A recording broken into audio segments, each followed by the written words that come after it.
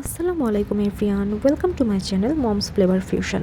আজকে আমি আপনাদেরকে একদম ঘরোয়া পদ্ধতিতে রেস্টুরেন্ট স্টাইলে চিকেন ললিপপ তৈরি করে দেখাবো।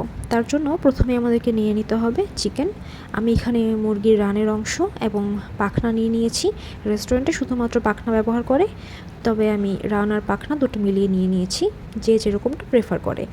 এবার এই জিনিসটাকে ললিপপের শেপ দেওয়ার জন্য আমাদেরকে ছুরি দিয়ে মাংসগুলোকে একটু হাড্ডি থেকে আলাদা করে নিতে হবে।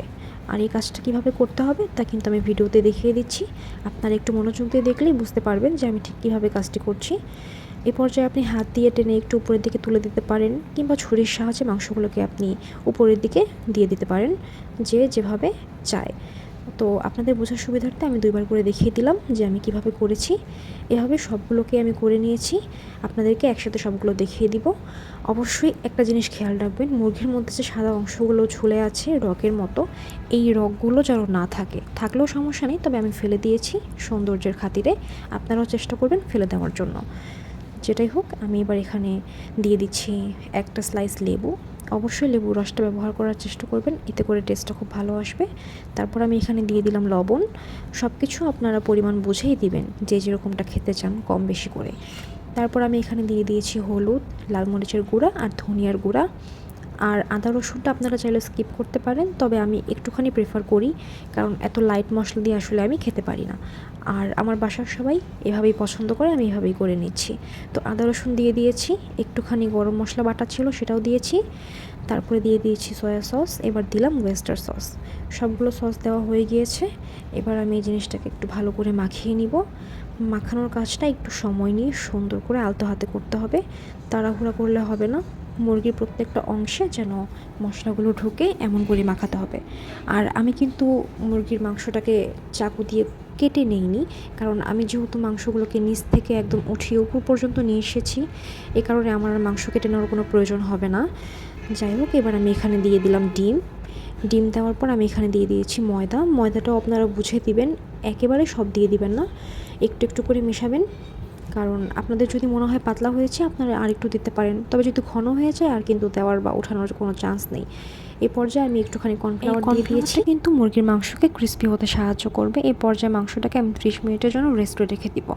ততক্ষণে চলুন আমরা একটা সস তৈরি করে ফেলি, এটা আমাদের নেক্সট স্টেপে কাজে লাগবে। প্রথমে এখানে 2 চামচ বাটার দিয়ে দিয়েছি। এবার আমি এখানে কুচি করে রাখা রসুন দিয়ে দিয়েছি। রসুনটা একটু ভাজা ভাজা হওয়ার পর আমি এখানে সুইট চিলি সস অ্যাড করব। যে যেই সস পছন্দ করে সে সেটাই দিতে পারে। আমি এখানে 4 চামচের মতো সুইট চিলি সস দিয়ে নিয়েছি, 1 চামচের মতো দিয়েছিলাম সয়া সস। এরপর আমি এখানে একটু ব্যবহার করছি চিনিটা হচ্ছে স্বাদটাকে ব্যালেন্স করার জন্য। এরপর আমি এখানে দিয়ে দিচ্ছি চিলি ফ্লেক্স। এবার আমি এখানে একটু টমেটো সস ব্যবহার করে সুন্দর করে মিশিয়ে নিব।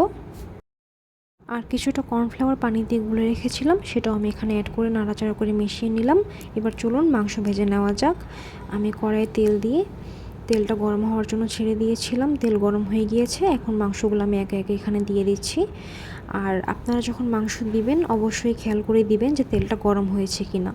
গরম হওয়ার আগে যদি মাংস দিয়ে দেন তাহলে কিন্তু মাংসর কোটিংটা খুলে যেতে পারে, বা কোটিং ভালোও হবে না। তো মাংসগুলো যখন একটু ব্রাউন হয়ে আসবে তখন আপনারা নামিয়ে নেবেন। আর আমি আপনাদেরকে বলছি যে আপনারা ঠিক কত সময় নিয়ে ভাজবেন। আমি ইচ পার্ট 4 মিনিট করে ভেজে নিয়েছি, মানে এই পাশ 4 মিনিট ওই পাশে 4 মিনিট, মোট আমি 8 মিনিট ভেজেছি মাংসগুলোকে। আপনারা চাইলে 2-3 মিনিট বাড়িয়ে কিংবা কমিয়ে ভেজে নিতে পারেন। আমার মাংসগুলো গোল্ডেন ব্রাউন হয়ে গিয়েছে। এবার সেই বানিয়ে রাখা সসটার মধ্যে দিয়ে সুন্দর করে নেড়েচেড়ে মিশিয়ে নিলেই কিন্তু রেডি হয়ে যাবে রেস্টুরেন্ট স্টাইলের চিকেন ললিপপ।